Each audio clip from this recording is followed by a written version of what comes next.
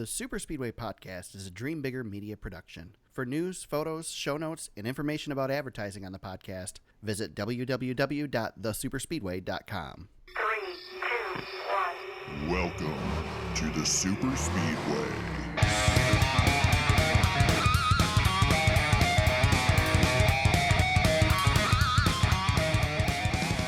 Welcome to episode 66 of the Super Speedway Podcast, recorded Tuesday, June 26, 2018. I'm your host, Eric Young, and I am joined, as always, by my co-host, James Cush. James, how are you doing today? Good, sir. You? Good. We're recording late and early at the same time. How does that work? Yeah. And I was pedaling my bike feverishly to get to the podcast studio tonight, so I made it a little bit later than I wanted to, but yes, we are late and we are early. Well, I appreciate you making up for the times that we were moving stuff around for you a few months ago to now we keep moving stuff around for me every week. So, and it's not going to get any better because I have Eldora coming up soon, and we got to figure out what we're going to do for that. The busiest man in motorsports. I'm going to have to figure out a way to do a podcast from a hotel room. I think I don't know what we're going to do for that. So we'll have to discuss that. We haven't talked about that yet, James. No, and we have to talk about next week. Yeah. So we got that coming up yet too. So yeah. There's all kinds of stuff going on. We've recorded podcasts inside moving vehicles. Right. This is nothing. See, and I just upgraded. I don't even think I told you this yet. I have a nice portable setup now. I have a recorder, a couple microphones. I can do a podcast anywhere now, very easily, but it doesn't involve Skype. And if you're not there, it makes it really difficult to do still. So it doesn't help me any in this situation. But I can get some awesome audio at the track, hopefully. Well, I'm a follower of the Super Speedway social media feeds, Facebook and Twitter, and noticed that you posted a podcast about this. Yes, that's right. Patreon page. So I was informed without even texting each other or calling that I knew that you had some new equipment. I know it's kind of funny sometimes. Like usually we chat a lot during the week, but then there's weeks that go by where we don't talk at all. Like we talk at the end of the podcast, and then we don't talk again until the beginning of the next one. It's so funny. Sometimes if I don't hear from you, it'll get to Tuesday like it did today, and I'll be like, I have a feeling, and this literally happened to me this morning. I was driving to work, and I thought, I bet you Eric's gonna get a hold of me today to do the podcast. Sure enough, got that text. I was like, okay, let's do it. This last week's been a nightmare, but I'm through it now, and planning on going to Chicagoland this weekend. I'm still okay. So it's Tuesday. If I'm leaving for Chicagoland, I'm either leaving Thursday evening or Friday morning, super early Friday morning. I am 85 to 90% sure I'm going. I don't know for certain yet because so much stuff is going on, but I'm pretty sure it's happening. So yeah, real life can take a backseat. Everything is lined up to do it, but this was the weekend when I originally set the schedule that was like, it's the easiest one to get to because it's the closest track other than Michigan. And it's also the Michigan people that help put this on. So easily, they know who I am, and the access is a little easier. Yes. Not that it's been difficult anywhere, but it's definitely easier there.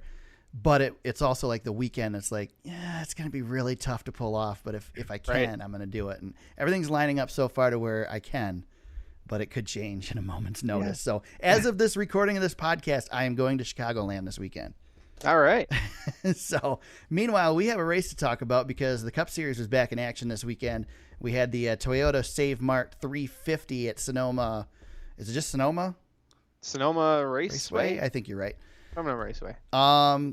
We had a road course this weekend, first road course of the year, all the excitement. We finally, James, we get a different winner, somebody new, a wild card to the... Oh, wait, Martin Truex Jr. won, didn't he?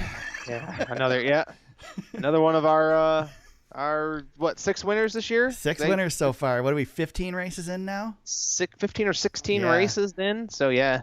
So yeah, that was... I do want to talk Truex, about that. Harvick. I don't have that in the show notes, but I do want to talk about that, so don't let me forget to come back to that. I won't forget. Yeah, I won't let you forget. Okay.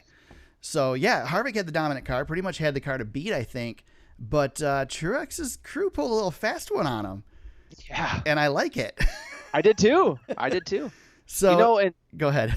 I just had to quit. I just want to make before we give, because we need to praise Cole Pearn and Martin Truex. Oh, definitely. But I don't know that we need to praise Martin Truex at all, because it sounded like Martin Truex didn't have a clue what was going on. Yeah, he just trusted his crew chief. Yeah, he drove the heck out of the car though, so we got to give him a little bit of credit. And Cole Pern was very sly in victory lane afterwards, because he was not admitting that it was a planned thing, but the crew kind of called him out later and said that it was. So, and I think so. What I'm about to say, I think listeners of our podcast are going to be like, "Oh, he's just he's on the Harvick bandwagon all year," and that's probably true. But can we just shout out Kevin Harvick really quick? He should have won Michigan and got beat by the rain, and he probably would have won this race too. So his win total is like still at 5, and the dude probably should have 7 again. So quick note. And then Rodney Childers just giving Cole Pern all the credit. Yeah, I like the fact that they tried to like give him the opportunity to say, well, we were planning on doing that anyway, whatever. And Childers just came out and said, no, they got us. Sometimes you get your butt kicked and you just have to take it. Yep. And that's what happened to the 4 team. And I love this. I miss the days before the commitment cone where you could do this. Like you could pull low into the pits and have the guy behind you follow you and then swerve out and not pit and trick him into coming on pit road. You can do it now, but it's really, really, really hard to do now. Yeah. Especially with all the teams monitoring radios and stuff like that. I'll tell you what, man, walking down MIS, I went by some of the crews and some of these crew chiefs and stuff. If you look at their headsets, how many microphone or how many wires plug into them, how many radios they have going at once. It's insane. Like it's not, they don't have 2 going. They have like 4 on each side. Some of them, it's ridiculous. Yeah. So, and so basically for those who caught the race, what happened is Truex's crew basically baited Kevin Harvick and Rodney Childers into pitting early. Well, they tried it 2 laps in a row. They tried it the first time because Harvick was leading, right? And Truex was behind him. And basically they were on a one-stop strategy for the final stage. Yes. And Truex's team's like, we're not going to beat Harvick if we sit here and ride behind him. So they called Truex to pit road. Harvick didn't take the bait. Truex comes by and they say, no, next time, pit next time by. And next time by comes around and right before, Harvick dives onto pit road and then they called Truex off again, and that was it. Harvick turns his strategy to a 2-stop strategy, and Truex sticks to the 1-stop and has such a huge lead by the time he pits that he runs Harvick back down and good to go. Yeah.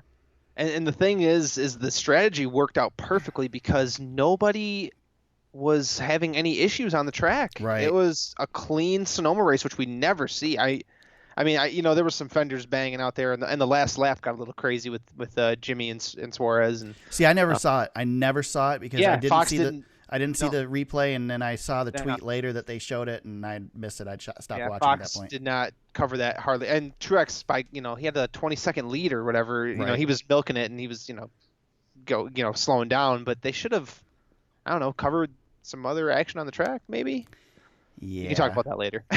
Yeah, we're going to do a little bit of grading with Fox and see how we thought they did this year coming up in the podcast. So, I mean, I guess we talked probably all that there's to talk about it, but just an awesome move by Truex's crew to, like you said, get a win that they probably shouldn't have gotten. They earned it, and it wasn't earned on skill in as much as it was earned on strategy. And we don't see that anymore, which is the cool thing. And I will give them that because I'll tell you what, I said it. I think I predicted it last podcast. I still think stage racing is ruining these road course races. I thought, I don't know, this one was not as bad, I guess, but they're just not the races they used to be. And I blame the stages for it. And I think the stages, I don't know. The I don't know is you don't, when you know a caution's coming on a road course, you don't have to run as hard. Yeah. Because you know you're going to get, it's like you have to play the strategy game. Right. So the race, they might as well just scrap the first 2 stages and only run the final stage because that's all that matters. One thing I do like is these teams making these pit calls before the stage comes out, and there's some gamesmanship going on. Like there was, Truex and Harvick were sacrificing stage wins out there for going for the race win, which I was surprised a little bit because these stage points, we've seen how important they are, but I'm glad you said that because I thought something at Michigan when I was standing at the end of pit road at the end of the first stage that I kind of wish, because you're standing there and then you see the lights light up when they close pit road, right? Because it's right in front of you. And especially when it's dark, then it's really obvious. I would like to see them get rid of that and stop closing pit road with 2 to go. I don't want to see somebody come down to the caution of the stage and dive onto pit road. I don't think that's fair. So I think they need to close it after they get the 1 to go in the stage. But I would like to see them be able to pit until the lap before the end of the stage, just to give us that little bit of pit strategy. And that thing, I guess, I don't know. The only thing is, I guess there's going to be a ton of people towards the back that are going to come in. Well, and if you're running towards the back, chances are you're going to go a lap down, so it's not going to really matter. 11th, if you're running 11th, that's the perfect spot. Yeah. So I don't know. I kind of would like to see them see what would happen, and I'm sure they've done their research and they have their scenarios as to why they did it when they did it. With the two to go. If you give these dang crew chiefs. Yeah. You know what would end up happening is somebody would be leading a stage and their pit box would be before the start finish line, and they would do something like that where they would kind of game the system like an all-star race or something. That's my worry, is that they'd find a way to screw it up. But I would like to see it get a little bit closer before they. Yeah, eventually these teams screw it up. They just they do. Right. AJ Allmendinger, probably the best challenger on the day that wasn't wasn't Truex or Harvick. And AJ just blew it, literally. I mean, missed a shift, blew the motor. What are you doing, AJ? Well, and the thing is, too, is they stayed out on that stage to get the stage points. But why? Why get the stage points? He's not in the points race at all. I know. He needs to win races. Right. So the whole point of the day should have been, I heard Brad Doherty, and I just caught a clip of it. I think it was during one of their little recap things during Sirius today. And it sounded like he was like saying, well, we understand, but at the same time, that's on him. That's, he needs to not make that mistake. And maybe I heard it wrong, but I don't think they can put all the blame on AJ because they put him in that situation to making him have to run hard there. Yeah. Because they did this pit strategy that makes no freaking sense whatsoever. Then again, just to play devil's advocate with you, what the heck do you have AJ Allmendinger in your car for if he's going to miss a shift and blow up on a road course? I mean, that is his job. Yeah. He is a road course ringer, for lack of a better term. That's true. I mean, I don't disagree with that, but the strategy made no sense. Well, yeah, and I agree with you there. It's still AJ. AJ still shifted. Yeah. I mean, he's still the one that shifted it. Dale Jr. is still the one that shifted at Pocono and blew his motor. I mean, it's on the driver, but he shouldn't have had to run that hard. Right. I know. I mean, it just didn't make any sense to me. Yeah. I don't know. If I'm JTD Doherty Racing, I'm looking at AJ Allmendinger right now and like, dude, you've got Watkins Glen to figure this thing out. Because what is he? I mean, I don't want to bash AJ too bad, but what is he good for if he's not gonna, if he's not gonna? It just seems like such a silly mistake to me. And I know, God, I couldn't do it, and I don't want to sound like I could, but my God, I mean, he's a professional. He should be able to get shifts, especially at a place where he's the ace. What is up with these missed shifts lately? It's weird, yeah. Like, I don't know. It feels like there's something going on that is happening more often. Well, these drivers aren't using the clutch anymore, I don't think. And maybe that's it, because they're not using the clutch. They don't have their foot on the clutch to fix it when they realize they're not in the right gear. And so it over revs and they can't hit the clutch to, I don't know. It's just weird because this has happened consistently. Yeah, it's weird. I mean, it's weird. You can almost guarantee at a road course and at Pocono you're going to have this happen at least once. Yeah. And I know AJ's kicking himself for this, and and I just, when I saw it happen, I was just in disbelief. I know. I was just bummed out because it's like, I don't think AJ was going to win that race, but at least it was a name there to battle. Yeah, and if there is a late caution or something, and AJ's in the top 3, you're going to get a good show. Right, exactly. And it just never happened for him. Exactly. Let's talk a little bit about some of the other guys that were players or sort of players. Clint Boyer comes home with a 3rd place finish. We already know Clint Boyer is good at Sonoma. Managed to get by Chase Elliott in the waning stages. And how about Chase Elliott? He consistently keeps improving his position there. He could be a contender next year when they go back to Sonoma. Yeah, Jeff Gordon was singing his praises, which was not surprising. Right. Jeff, I know, Jeff loves Chase. Jeff is a pretty But- big Chase cheerleader. Yeah, but you look at the guys who he's surrounded by in that top 6, and I mean they're all all guys who have won at Sonoma. Eric Jones, Yeah. he had a lot of trouble early and just battled Yep. and got top, great finish there too. So Eric Almirola gets an 8th place finish. He's right there. Bowman. I mean, look at Stuart Haas, 2nd, 3rd. Yeah, 6th. it's not even. It's not an oval either. No kidding, man. Well, Eric I was Almirola, reading, man. I just saw something from him. I think it was might have been their team's, it might have been on Twitter or it might have been a press release from their team, but he's looking forward to going to Chicagoland this weekend because he runs well there. Yeah. And that could be a good fantasy team. chance for old Almirola to get himself a win. I would saw, not be surprised. Sorry, I'm keep cutting you off. I would not be surprised to see him fine. get a win this year. I mean, not at Yeah, all. no, we've gushed about him since we realized Since we ripped hey, on this him guy's- last year. yeah, we did. That wasn't fair. No. But we talked about we realized that okay, this guy's he's got it figured out. Yeah. And I wish I had the tweet, and I thought I saved it, and I don't think I did. God darn it. But I saw that Stuart Haas Racing definitely has 2 cars with elite speed this year. They're just performing better than anybody with as far as the speed that's in the race cars.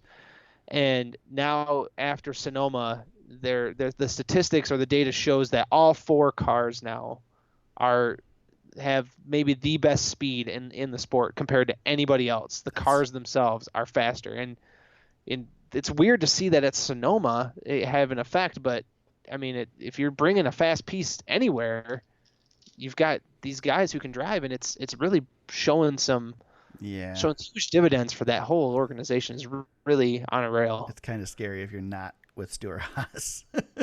Yeah, it's crazy how fast they are. It's every single week I feel like we gush about these guys, but it's Right. just I don't think we've seen a team 4 cars strong like Stuart Haas has been this year. Right. Not even Hendrick in their heyday. No. We're 4 cars deep. Like No, this. even Roush. I mean, there has always been a weak car, and right now there's just not a weak car in that team at all. Emerald's the weakest, and he's a threat Yeah. to every week right now. So I mean, he's not running quite as upfront as much, but he's right there. Right. So we mentioned Kurt Busch. We mentioned Chase Elliott. The guy who finished between them in 5th was Kyle Busch. Kyle, again, he really wasn't a factor, but he was there on the day. Alex Bowman comes home with a 9th place finish. Denny Hamlin 10th. I want to shout out Kyle Larson. Comes home with a 14th place finish after being just atrocious all day. Yeah. Yeah. And they were Got just the pole. bad. Got the pole, and then the car just went away from him. He could run fast laps for 2 or 3, but when the tires went and everything else went with it, so Yeah. he struggled, but made it work. So Allmendinger comes home 38th, which was last. McMurray can't even talk all of a sudden.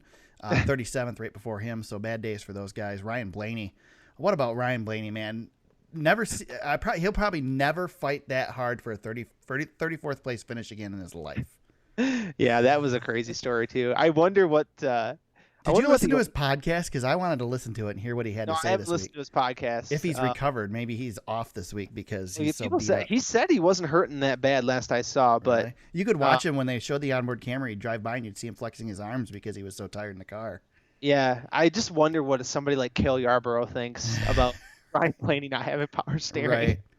Right. I would think that these cars are a little tougher to steer now with power steering when they lose probably. it. I mean, if you think of your passenger car, it's almost impossible to steer one if the power steering goes out versus they used to not have power steering at all. Yeah, when go drive around a parking lot one time and put it in neutral and just turn the key off. Yeah. Try to do a circle and see how hard that is. Make sure you put it in neutral though, because that's a big deal. Well, actually, no, I take that back. You can turn the key off. Don't turn it all the way off because then your steering wheel will lock and you'll almost crash. Yeah, in the don't ditch. lock the steering wheel. Don't listen to my advice anymore. How I've about done that before. I didn't crash, but it was scary. Yeah. Decided to coast into the driveway at home when I was like 16 and had a stick shift and Just trying to save gas. yeah, I wanted to coast in like NASCAR, man, and I turned the key off and all of a sudden the steering wheel locks. It's like, oh crap. Made it out of that one okay. Well, gas is expensive when you're 16. Right, exactly. Expensive when you're not 16. Oh God, it was really expensive back then. I think it was like $2 a gallon back then. Yeah, there you go. Right. I remember Yeah. that was outrageous. All Yeah, right. Who else? Anybody else we need to single out? Trevor Matt Bain. Benedetto. Trevor probably- Bain comes back, gets a 27th place finish. Yeah, he didn't do much. Yeah, Burrito gets 17th. Yeah, and he just raced for it, Yeah. which is cool. I mean, he beat Logano, Kane, Mm-hmm.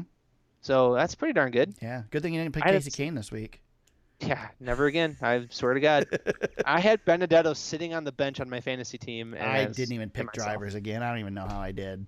Oh I God, didn't pick him. Chris Buescher. I don't think we talked about him. 12th Yeah. place. Awesome. Good Yeah, ride. good for him. Nobody else really Nope, kind of stands nobody. out, but yeah, it was an okay race. I don't think it was. Yeah, it wasn't a great spectacular. Sonoma race by any means. So before we get into the news, I want to talk about this 6 winners so far this year. So there's been a lot of talk on Sirius and social media and all that. People being criticized because last year everybody complained about whatever, and now they're complaining about too many winners and too much. I don't know, too much of a crapshoot. Now this year they're complaining because there's too few winners. I don't feel like, despite the fact that this season has been a domination, I like the fact that it's not a one driver domination. I mean, I get Harvick is the guy. I mean, he's the top of the Yeah, heap, and the other guy. two are hanging in there. But it's still not all Harvick. And despite the fact that if things continue to go the way they are, he's going to probably win the championship. It's still interesting, and I don't think it feels like there's only been 6 winners. What do you think, James? Yeah, I agree with that. I mean, we know who the guys are, but we've got other drivers out there that they have a puncher's chance every week. Right, and that's the thing. Like we might be getting these 3 guys winning, but it's not like it's Harvick, Truex, and Busch top 3 every week either. Yeah. There's been guys in second place like Chase Elliott and Kyle Larson, and these guys that are in there that have a chance that just don't quite have that extra edge. So it reminds me a little bit of like an NFL season. How many real championship contenders do you have in an NFL season? Right. You've got like 4 teams that are really good, and then there's like the Patriots who are like they're Kevin Harvick, right, and then you've got teams that are like they're almost there. They could win a couple of games. They could make a little bit of noise in the playoffs, but you've got your 4 teams that these are the teams, and I feel like that's how this NASCAR season is kind of playing out. You've got the Patriots, Kevin Harvick, right. and then you've got the Philadelphia Eagles out there. A couple of guys too. So that's my rough comparison. Yeah, I think it's interesting. I think that the fans that are bigger fans of the old system than the new system should be happy with the way this is playing out, because it really has more of an old system feel, except that everybody's still got a chance. You know what I mean? It really there's a lot less uncertainty going into the playoffs, which we're still a ways away, but there's a lot less uncertainty going into the playoffs. Of course, the way the playoffs are could turn that all on its head anyway. Yeah. So there's that thrill factor still, that it's not a foregone conclusion what's going to happen, but it feels like more of a traditional season to me than like last year was such a crapshoot. Even though Truex was running away with it, he started doing that by this time, but it was a crapshoot compared to what we've got this year. That doesn't feel quite like that. We don't really have very many wild card opportunities left. We've got Daytona coming up, Watkins Glen, kind of a wild card. So other than that, it feels like Truex, Harvick, and Kyle Busch are they're going to kind of cruise. Yeah. And maybe you're going to get a Boyer sneaking in with a win here, or a Logano there. Right. But it's kind of those guys, and if you want to make this playoffs, you're going to have to. It looks like you're going to have to point your way in, because it you've got could get 3 tight. guys you have to beat, not just one. Yeah. So when that one guy struggles, there's another guy to jump in that place and take the reins. So. Well, and if you want to, you could count all 4 Stuart Haas cars every week. You're like, man, I got to beat. Right. Not only do you got to beat Kevin Harvick, but you got to beat Eric Almirola. Yeah. It's just that it's a juggernaut. So you're fighting that battle too. Yep, definitely. All right, let's talk some news. James, there's some news that went down last week just after we recorded the podcast that I think is going to be something you're pretty excited about. I am. NASCAR made its announcement that they will not run the All-Star Aero package this season in the Cup Series. They are still going to run it in the Xfinity Series at Indianapolis later this year. But the Cup Series is going to stay with the package they've got now, with talks of trying it at some races next year.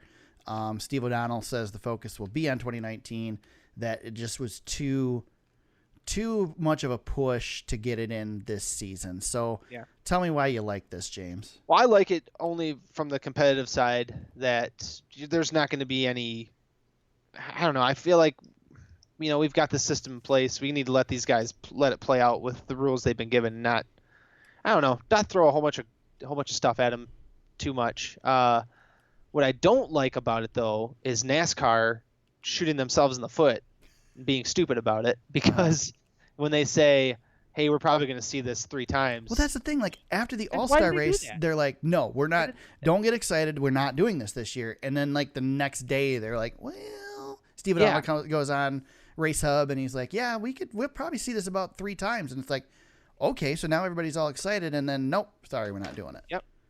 Yeah, and that's the problem, is this fan base, they get excited, and they get an idea in their head, and it goes crazy. And then when you pull the rug out from under them, you can't blame the fans for getting ticked off at you. Well, and it also looks really bad when you've got a bunch of drivers, former and present, throwing a fit about this, and then 2 weeks later you announce it's not happening. Yes. So that really starts to look like maybe that criticism was heard a little louder. Whether it was or not, I still tend to believe it was.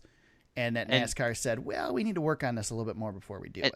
I don't mind the drivers wielding a little bit of power. They should. The drivers should have some sort of power. I don't know. It does look bad, though. It really does. Mm-hmm. I think NASCAR made themselves look weak in this decision. I agree with you. Yeah. Now, I am one.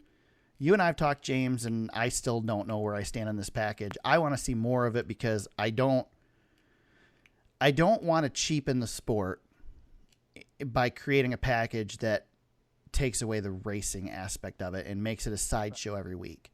Yep. I'm more in favor of doing this at like 2 or 3 races throughout the season and leaving it at that. Yep. I mean, I'm good with, okay, we have our 2 restrictor plate tracks. Maybe we have this intermediate package that we run at Michigan and California, and that's what we do. Or maybe, throw it into another track. But I really have a problem with how this went down. And the biggest concern I have is you said, okay, we have this system in place. Let's let the system play out. But we're just going to do it next year. Yeah. Because we're going to do the same. They're not going to come out next year and say, okay, we tested it 1 race. We're running the package for the whole season. We're still going to have the same thing next year. There's still going to be that uncertainty. There's still going to be those test races. So I feel like all we're doing is prolonging the inevitable. Well, and I think here's my solution for this. Why can't we do this package with every racetrack that has a second date? That's a 2 mile half or a mile and a half, whatever. Why can't we make the second date the restrictor plate date, or split them up and do? Yeah. I like that idea. Yeah, I mean, we run Michigan twice. Why can't we have your standard Michigan race, and then come back in August? We'll have the restrictor plate package, the new Aero package race. Right. I feel like that'd be a great way to promote it too. Yeah. And then you're it gives you a little bit of a mixing up of the schedule too, without having to change tracks. Right. So that's kind of an idea that I was mulling around in my head, but then, it's tough. My feelings on the package, I've talked about it enough on this podcast, but I just don't know if I like a rules package that punishes you for being the best, for being the leader, being out front, and you don't get rewarded for it. It rewards everybody else. So I don't know. The best series, the best races I ever watched in person. There were 2 races, and I've seen some really good races. We've been to Eldora. The best races, especially the best races I've ever seen at Michigan, but possibly the best races I've ever seen in person, were the 2 IROC races I went to. And that series was spectacular because you had equally prepared cars. The drivers didn't get in them until race day. They got a chance to practice, but they didn't practice the car they were going to be racing. They didn't set the car up. That series was magnificent. The problem is, though, is it was a 12-car series, and you're not going to make a 40-car IROC series. There's just no way, and it just doesn't work. What you end up with is cars that can't pass. I don't have a problem with narrowing the field per se, as long as it isn't cheapening it too much. And that's, I almost am happier with this package though than I am with putting down crap on the track to try and make the track run differently. Sure, yeah. I mean, I feel like that's a gimmick too, but it's working. If you watch the truck race at Gateway this weekend and even the ARCA race, oh my God. That truck race at Gateway was spectacular on brand new asphalt. Yeah. So, I mean, I was hooked on that race. That race was way better than the Cup race at Sonoma. Yeah. Heck, I was sitting there going, let's bring the Cup cars to Gateway now. But no, I don't. That would never happen. That track can't handle Cup cars. I think you and I are in agreement that I think our trepidation is the restrictor plate. Yeah. We just don't know how to feel about the restrictor plate. Yeah. And I think, but maybe the restrictor plate is a way to test a smaller motor without putting a smaller motor in the car. Perhaps, yeah. You know, there was some tweeting today that is attached to one of the other tweets that I have in the show notes about possibly the manufacturers pushing for some sort of electric car type racing thing in the future. And you know, watch Formula E. Have you watched any of that? I've heard a lot bad about it. Oh God, it's terrible. Well, Brad Keselowski talked about they asked Brad Keselowski about electric. He's got vehicles. a good theory on this. When he was at Michigan, he talked about it, and he is totally on board, which is interesting that he's so against this package. But he's on board with the electric thing. But he says that the problem is the electric thing isn't necessarily about efficiency, as you know, like there's an electric motor in Formula One cars. It's used for boost and all that stuff. It's not the primary motor. So he's not saying let's run primary, just electric motors in the cars, but there's things that you can do with that electric motor to add to the combustion engine that we have now to maybe make things interesting, give you more power, give you different power delivery and all that stuff. And so, it was interesting. Brad's a smart guy. I don't necessarily. I mean, I take what he says with a grain of salt, but he put some thought. You can disagree with him. Yeah, you can disagree with him a lot, but he brings new ideas to the table that nobody else is thinking about, which is what I appreciate about Brad. So. Right. So, I think that's pretty much the all-star package. I don't think there's much else to say there. Kevin Harvick did make a comment about it being a money thing. And I think you and I had texted a little bit about that when we first heard this news last week, but I don't know. I was on board with it being a money thing when I first texted you, and then I read this article about what Kevin Harvick said about teams putting money into research and development for the current package that they have, and I don't know if I agree with my own opinion anymore. So I realize we're trying to reduce costs, and adding something like this is going to drive the costs up, but this is the Premier Series. If you're going to do it, I mean, it's good to test it in the lower series, but the big series is the one with the money to be able to do it too. So yeah, absolutely. I don't know. I tend to not feel too bad for them when a change is a little bit expensive, I guess. I don't want to it's not like they're doing it every week. We're talking a couple races, and the thing is they already did it. That was Dave Moody's big argument on it is, what are we rushing? We already did this once. We have the cars are there. We've done it. But the problem is and this is as Dave Moody says, is what they're going to do is over-engineer it. And the only way NASCAR is going to be able to keep the consistency that they have with this package, I guarantee you every single, I'm sure they didn't get to keep the air ducts, but I guarantee you there wasn't an air duct on those cars that wasn't scanned with some sort of device that they now have a 3D model of that air duct and can work on that in the engineering and figure something out. NASCAR is going to have to change the air duct every race. Right. Because otherwise everybody's going to figure it out, and they're just going to over-engineer it like they have already done. I mean, really, the engineers have ruined this sport is what it is, and the problem is you can't unlearn stuff you've learned. And but they haven't ruined the sport. They've hurt the sport. I know the sport. Yeah. They're just too smart. I have to be careful about this whole ruin thing because there's so much negativity on social media, and we'll talk about that in a little bit. Yeah. It really, I know the topic's right in my wheelhouse, man. I know you have gotten frustrated with the sport, and I've gotten frustrated with the sport, and it makes it really easy to just go, screw this. I don't want anything to do with it, because there's so much frustration because of all the negativity around it. Yeah. And it's not the sport itself.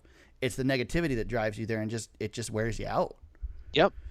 So, Actually, let's talk about it right now since we're Yeah, there. let's do it. We'll jump over. So Denny Hamlin said it was Bob Pockrass' article this week.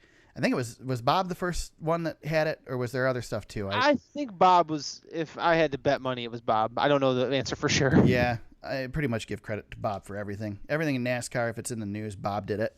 Yep. So it's all Bob Pockrass.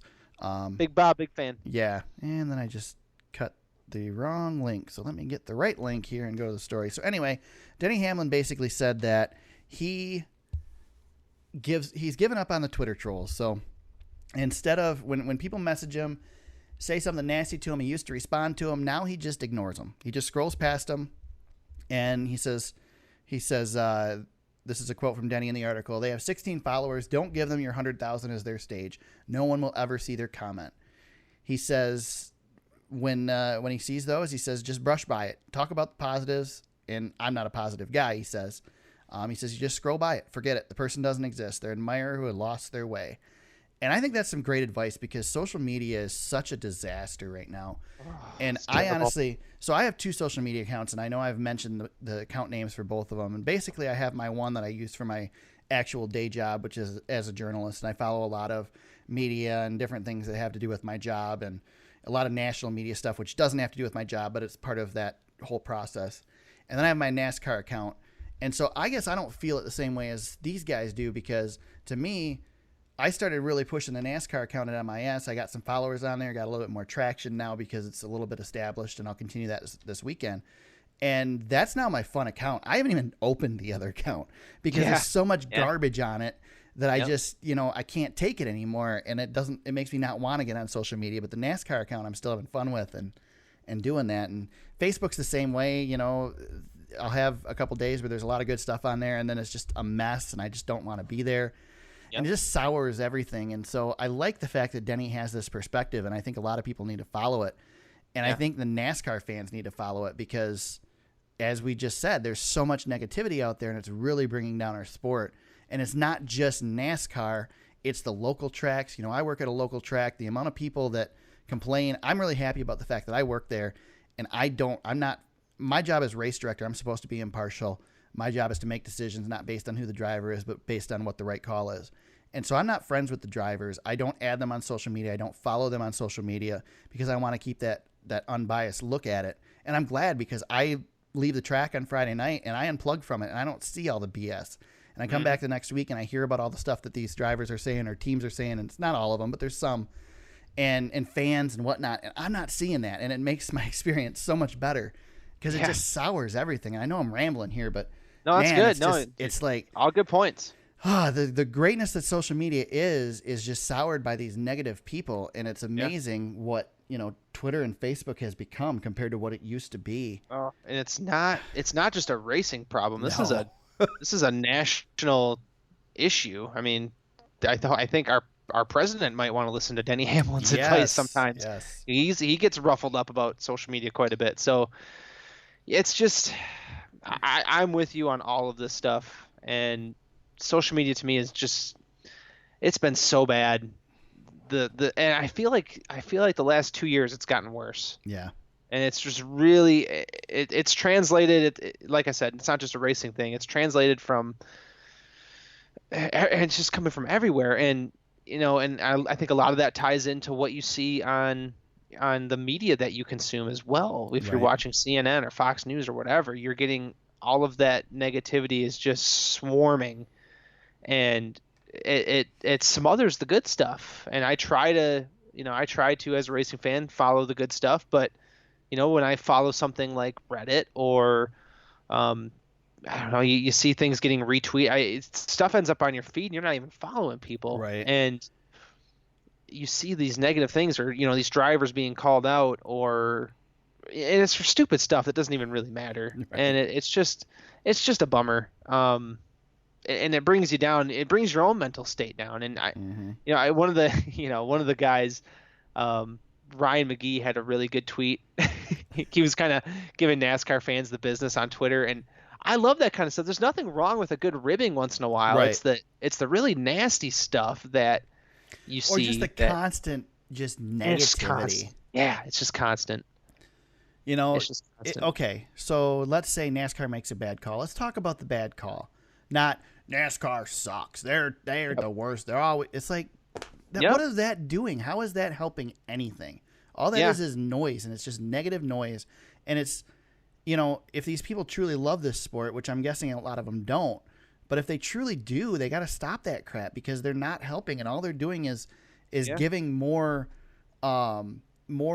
credence to the people that are doing that to do it too, if as a fan. And and you know who else needs to listen to Denny Hamlin's advice? NASCAR. Yeah, the sport itself. They get these Twitter people and Facebook and whatever. They get this fan perspective, and sometimes the fans aren't right. Right. Sometimes they're just not. Maybe there needs to be a limit. Like, maybe the problem is that it's too immediate. So you need to, like, okay, when you post something to Twitter, you post it, and then like 2 hours later you get a notification, and it's like, here's your message. Are you sure you want to post it? And you can't post it until you read it. Then 2 hours later, when you've calmed down. This brings up one of the great theories I've ever heard, and it's from one of my favorite media people, Bill Simmons. He had this crazy suggestion, and I'm not going to go word by word for what he said, but he basically has this idea where you get like 30 tweets a month, and anything else you have to pay for. And I was like, that would really shut the noise up. But then people would just go somewhere else. Right. So it just never. It to this point, this stuff is never going to end. No, it's just not. It's a machine, and I think you probably feel the same way I do. Raising children in a climate like this, you have to wonder what that's gonna. You know, it's just a bigger. I hope Twitter's dead before my kids get a Twitter account. I know. Hopefully they're doing something else, but yeah, it's something you have to account for, and it's a big. You know, I'm kind of talking bigger picture than just the sport, but yeah, we could have a giant podcast just on social media. Right. I mean, I see it a lot in my day job covering the schools and stuff around here, and the stuff that we could go on a rabbit hole here. That's deep. But yeah, but Denny Hamlin, kudos to you, man. If you can pull this off and do it, that's great. I know I get caught up in it sometimes, and I just don't want to. Yeah. I like to unplug. I agree. All right, let's move on to something more positive. Yeah, maybe. Let's move on to something James and I are going to disagree about. So NASCAR is apparently, this is according to, I believe, a tweet from, I don't remember who it is now. It wasn't Nick Brownberg, was it? I don't think so. Anyway, they're considering reducing, either keeping the driver limits for Cup drivers. Adam Stern was who tweeted this. Yeah, he's good too. Real good stuff. Yeah, keeping the driver limits in Xfinity and trucks to 7 for the Cup drivers next year, or dropping it to 5. James, I'm gonna give you the floor first. What's your thought on that? I like where it's at right now. Okay. I think in my personal opinion, I think we've found the balance. Okay. I think I keep saying I think a lot over and over again. I don't know why. Maybe I'm leaking confidence or something. But seriously, some of the best races we've seen this year haven't had a Cup driver in the field. Yeah. And I think that's a good thing. But there's also the need for the Cup drivers to come down every once in a while. I like that. I like that there's a cap. I wasn't sure about it in the beginning, and I was one of those guys, I think way back when, a long time ago, I used to think, Kyle Busch shouldn't be racing all these races. And I kind of come back around to it. You understand it. And Kyle Busch brings a great show to the Xfinity Series and the Truck Series, but putting a cap on it, I think it's working. I don't know. You see some of these younger drivers, and I feel like they are getting highlighted a little bit more. And I think we've got the balance we need. I think you're wrong. Good. That's good. So here's my suggestion. This is my thought on how to. First of all, I don't think there should be a limit. I know your stance on this is the minor leagues and blah, blah, blah, blah, all that stuff. Yeah. I don't think there should be a limit. I don't think there never was a minor leagues and a major leagues in NASCAR. There never was. The drivers were always allowed to come down. When they had the convertible series, it was a smaller series, and Richard Petty ran in the convertible series. You know what I mean? They've always had this opportunity, and yes, there's been more of it lately than there was before, but I don't think the drivers are the problem. And here's my thought. I do not think that there should be a limit on the number of races that a Cup driver can run in the Xfinity Series, provided they are not running for a Cup team. That's where the problem another good is. theory. I like that theory. Now, I don't know how you do that when you have teams like GMS Racing, for example, that's moving up through the ranks to build, start with a truck team and then build up to an Xfinity team and then maybe next year look at a Cup team. But I think the biggest problem is that we have these Cup teams in the sport. And I know Junior Motorsports is basically a Hendrick team too, but even that I feel like is okay. But Joe Gibbs running in the Xfinity series, it just isn't fair. They've got way more resources than these Xfinity teams. And there's no reason that somebody like Joe Gibbs couldn't say, okay, well, we'll just leave the Cup series then and run in the Xfinity series. But at least then they're in that series, and that's their commitment. I mean, there's still a possibility you're going to have a team that's going to outgrow everybody else. But if you look to Kyle Busch, when Kyle Busch runs, I mean, I guess he's running his own truck team and he's still spanking everybody there. But when he ran in the Xfinity series with his own team, he didn't win a race. And now he's back in a Joe Gibbs car and he's just dominating them. So I think the problem is the Cup owners in the lower series. I think we need to get those guys out of there, let the drivers run what they want to run. And it evens it out a little bit more. Yeah, it's all a funding issue. It really is. It's without the Cup owners, you don't have an Xfinity series that it's tough. You need I get it. It's not as simple as just doing that. Yeah, but I think that's where the problem is. There's not the influx of money, and you can say Kyle Busch, you can't run for Joe Gibbs. You can run all 36 races, right? But you can't run for Joe Gibbs. Well, you know what NASCAR would then do. Joe Gibbs would build a car for ABC Motorsports, and Kyle Busch would be out there winning races anyway. So. I mean, there's not a perfect answer, I guess. I do agree with you that the current limit is acceptable. Yeah, I think it is. I think dropping it anymore is too much. Yeah, don't go anymore. Now, it's easy for me to say because the Xfinity races I go to are the ones where the Cup drivers are allowed to run. Yeah. So I'm not limited by that. And I don't think you and I fit into this either. I don't know as much about you. I mean, you watch a lot of Xfinity and truck races too, but I watch them every weekend. Yeah, I know who these guys are. You're more of a dedicated Xfinity and trucks fan than I am. Right. I like to tune in from time to time. And I try not to miss a truck race because I think the truck series is the best series we have. Yeah, and you and I are a little bit opposite on that. I mean, I do enjoy a truck race from time to time, but I don't sit down to watch an entire truck race. I like to just catch on when it's on. I think the length of the races are perfect. I think the aero package they have is perfect. Not to say that every truck race is good, but I think the times that they run, the types of tracks I just think the truck series is perfect right now. Yeah. Other than the fact that I'd like to see them run some more short tracks too. Yeah, well, we need more teams in the truck series. More high-funded teams. Right. That's one issue that the truck series has is there's just not a lot of money in there. Yeah. You've got. Well, we're talking since you mentioned it, we don't have it in the notes at all. But Brett Moffitt, I heard today, there's a pretty good chance he's not running Chicagoland. He's got to win this year. He's in the playoffs. Yeah, he's got 2 wins. He's locked in, and that was just where I was going with that. He may not be able to run. Yeah, Kaz Grala just secured a ride to continue in the Xfinity series.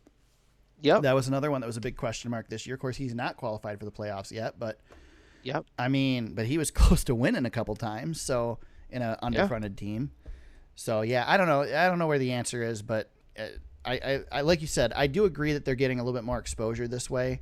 Yeah, the Dash for Cash has been I think it's been a success. Yeah. I think it's worked well. Yeah. I don't want to see him cut it anymore though. Don't cut it that's anymore. Too much. I don't want Cup drivers to be completely eliminated. I don't think that's the right answer. Right.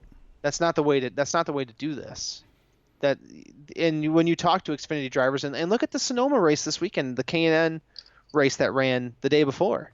Right. You had 4 or 5 Cup guys, and Will Rogers was loving the chance that he got to race Almirola and Eric Jones. Well, that's one of the reasons that I dislike it the most, and it's not about the fans because the fans are important and we need to do what's right for the fans too, and the Cup drivers definitely get butts in the seats.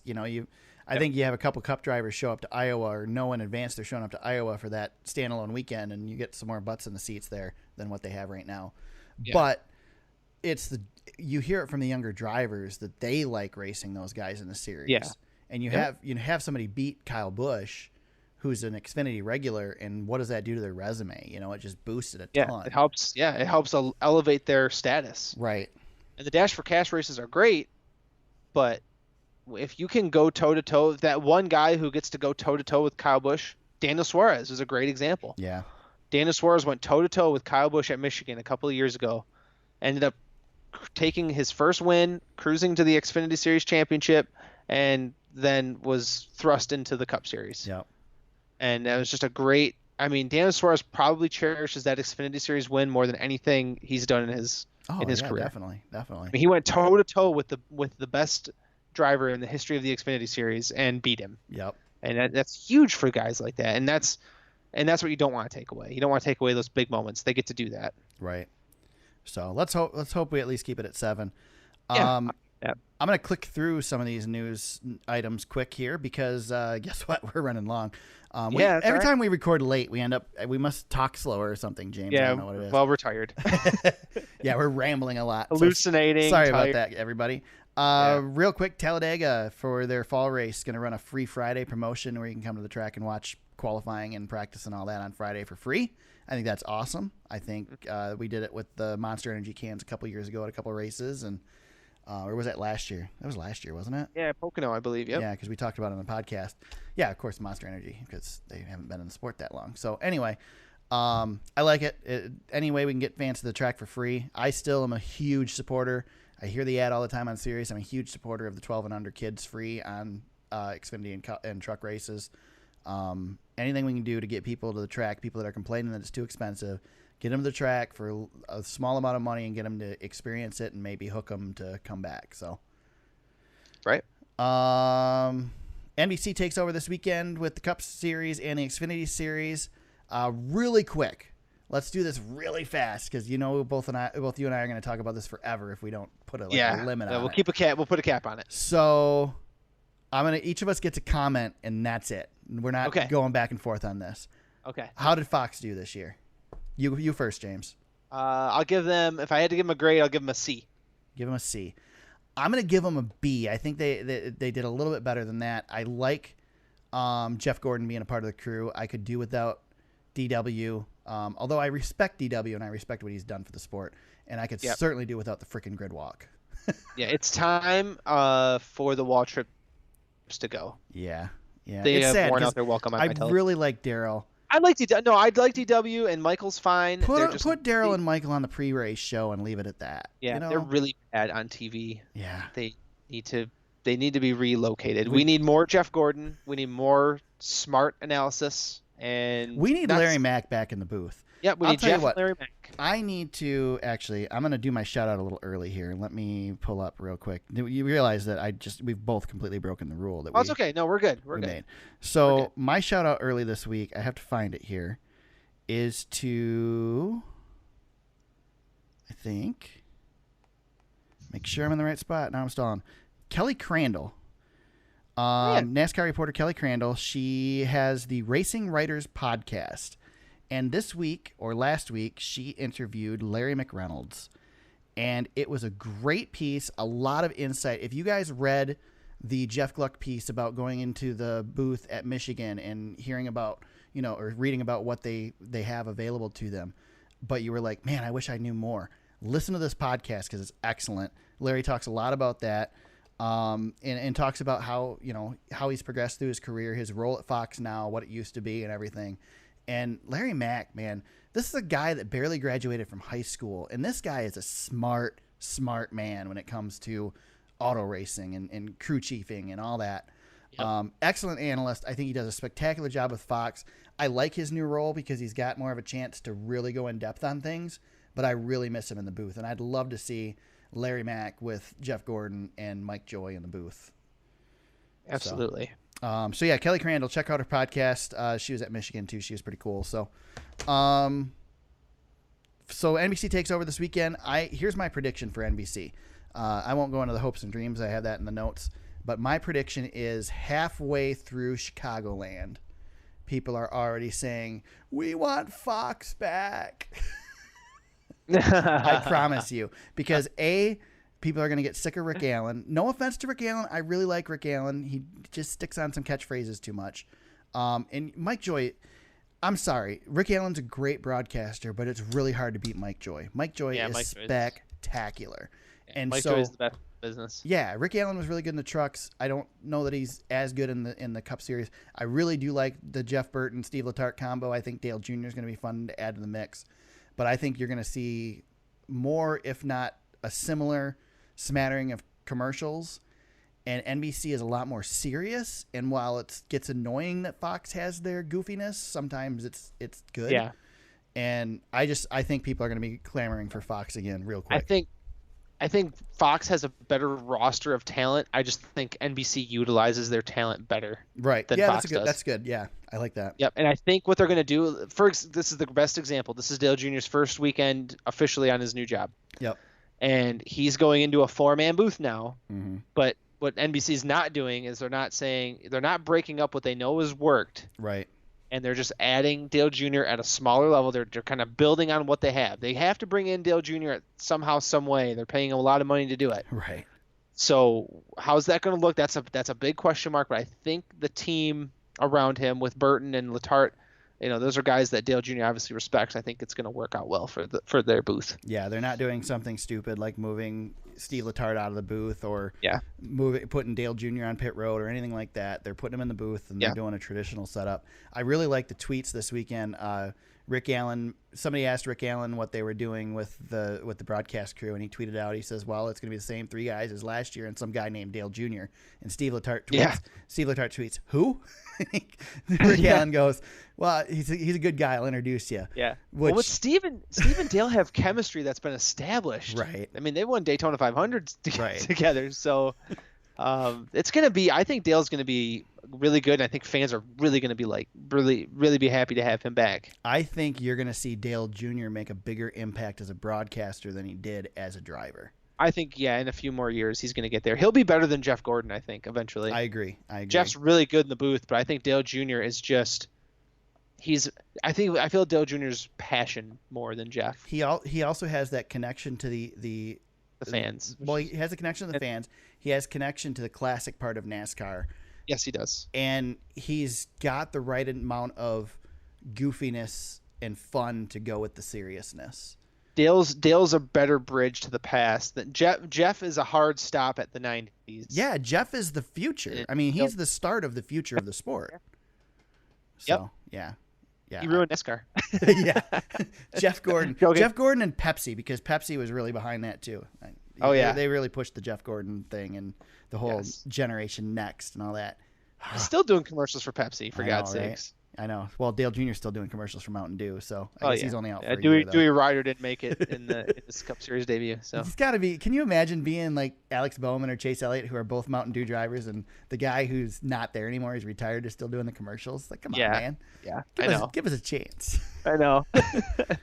All right, so the last thing on the news item, Indianapolis Motor Speedway is going to host a USAC Midget National Championship event during its NASCAR weekend in September. They're building a track inside Turn 2 or Turn 3 or Turn 4 or one of those turns. I don't know. There's 4 turns there. Yeah. So it's one of those turns. I think we knew this was going to happen because they built a dirt track there a couple years ago as kind of an example of what they could do.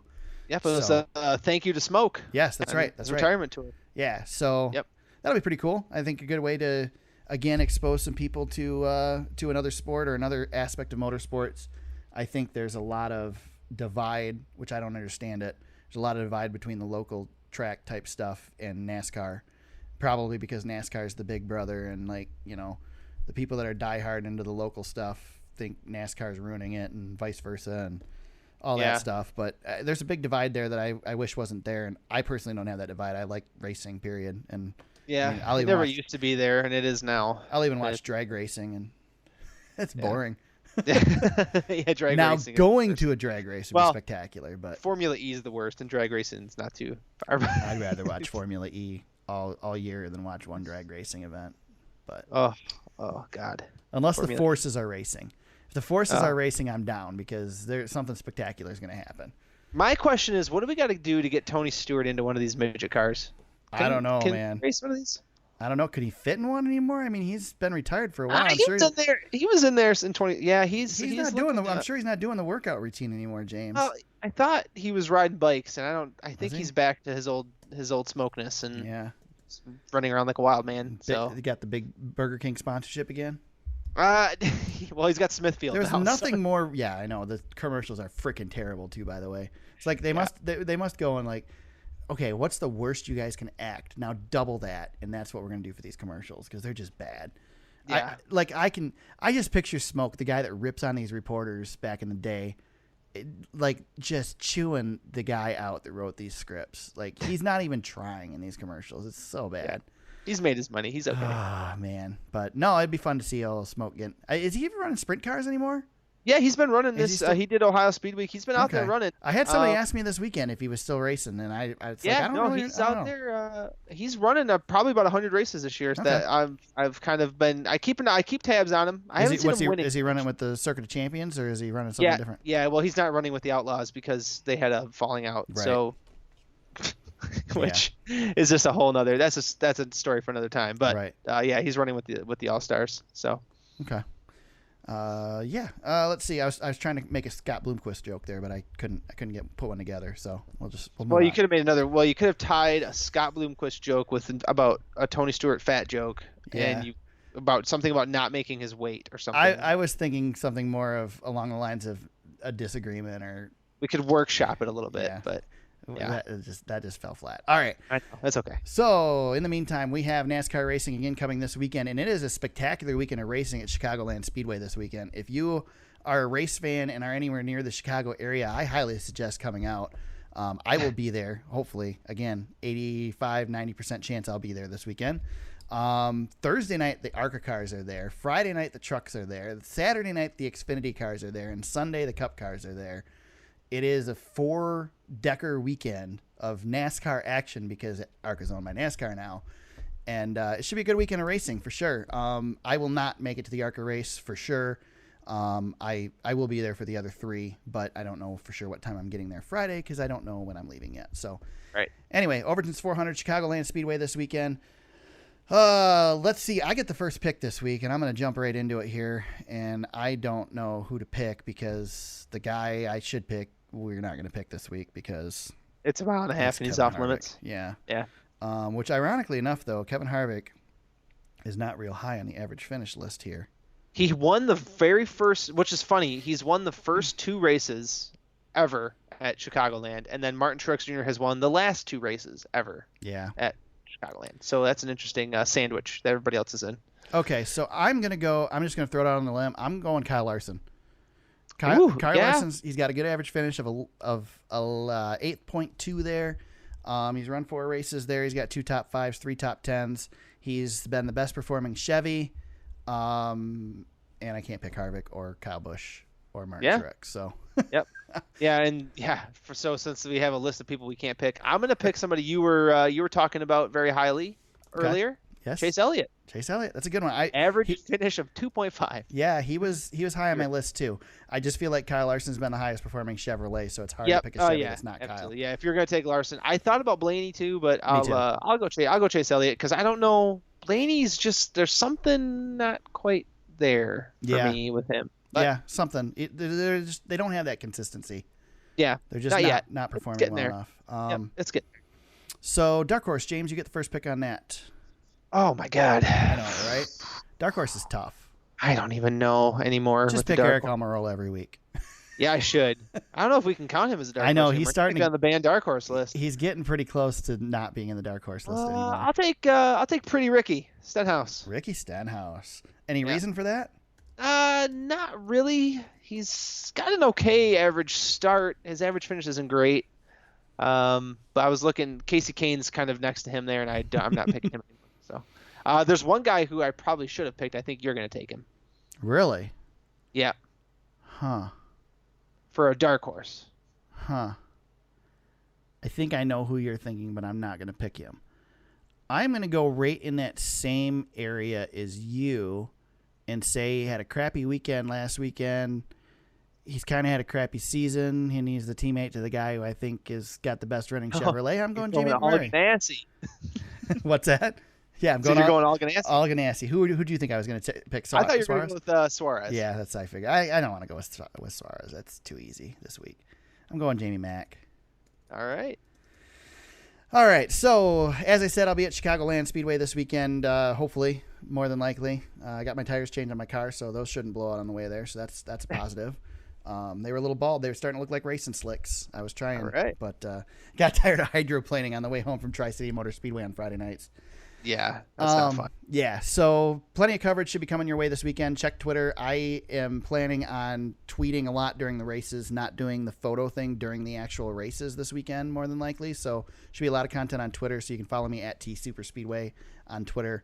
And also lots of stories going to be up on the site. There'll be a couple a day. I still have to put out my Eric's take for this weekend. That's coming yet. I just haven't had a chance to get down to it. So that'll be up there as well. Man in the business right here. Yeah. No, that's Bob Pockris. I'm sorry. I can't take that title. That's okay. No way can I take that title. So yeah, all kinds of stuff. I'm hoping. I'm not going to say who, and because I really haven't reached out to anybody, but I'm going to try and get some interview this weekend at Chicagoland Speedway. So we'll see what I can put together. Yes. And we'll do a special edition podcast for that. It won't be part of the actual podcast, but will you have a new co-host that's not me? Yes, I'm ditching you, man. You're gone. Oh, you're gone. I like it. I want to know who my replacement is, because if it's something really good, I'll actually be pretty excited. Yeah, I have to do some reaching out, because I've been kind of cautious on reaching out because I didn't know when I'm getting there, and I didn't know for sure if I'm going. So I don't want to set something up and then have to bail on it because I didn't go to the race. So I will have stuff set up. If it's Paul Menard, I'm not coming back on. I don't really intend for it to be a driver for Chicagoland. I don't think it'll be a driver. Very good. But I do hope to plan some stuff for Eldora and Kentucky, because I know I'll be there for those. And I'd like to get a couple Truck Series drivers if possible for Eldora. That would be fun. And I don't know, maybe I can hook up with Roger Slack or something. He's not usually busy while I'm down there. So yeah. All right. So anyway, lots of coverage coming. So check that out. If you haven't followed us on Patreon, you should become a patron. Check that out. Patreon.com/thesuperspeedway. I put up a special edition podcast this week, which is me and my boys testing out the old podcast equipment. It's not NASCAR related, but go ahead and check it out if you want. It's kind of fun.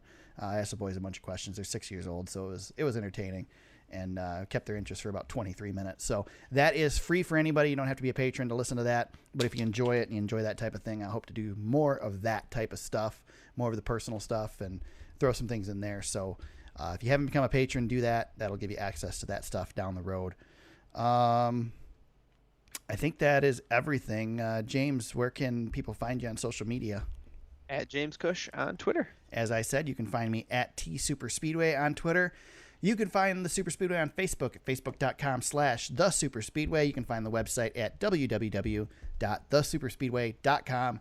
Like I said, lots of content coming your way. We also post the podcast up there, show notes from the podcast. You can find the links for all the articles that we discussed throughout the podcast on there as well. And I think that's it. If you are listening to us today, we hope you subscribe wherever you found us. You can find the podcast on iTunes, Google Play, and SoundCloud. And with that, it's Chicagoland weekend. It is the Stars and Stripes weekend at Chicagoland Speedway. All kinds of cool military stuff and everything planned as well. Some special patriotic schemes for some of the cars. It's going to be a pretty cool deal down there. Kind of neat with 4th of July splitting over 2 weekends, essentially, with it being on Wednesday. So if you guys see me down there, say hi, come check us out, and definitely watch for the coverage. James, anything else before we head on out of here? Just a quick shout out to Wendy Venturini. Get well soon. Yes, definitely. As a fellow NASCAR fan / runner, somebody getting hit by a car, or however that went down. Yeah. It sounds like she's doing well. So and she's really good at her job. Yes, and definitely. Hopefully we get her back soon. Yeah, I heard today. I think her brother tweeted out that she's looking to make a full recovery in about 6 weeks. So that's awesome.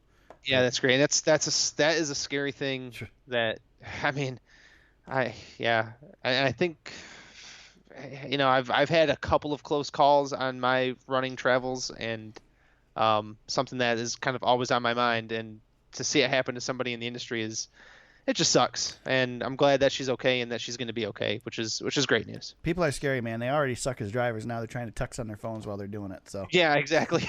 Not saying that's what happened in this case, but you got to watch out for those people. It's scary. Yeah, you do. You have to watch out for yourself. Yes, definitely. All right, with that, we go to Chicago this weekend. Thanks everybody for joining us. We hope you continue to listen. Check out the site for all kinds of coverage, and let's go racing.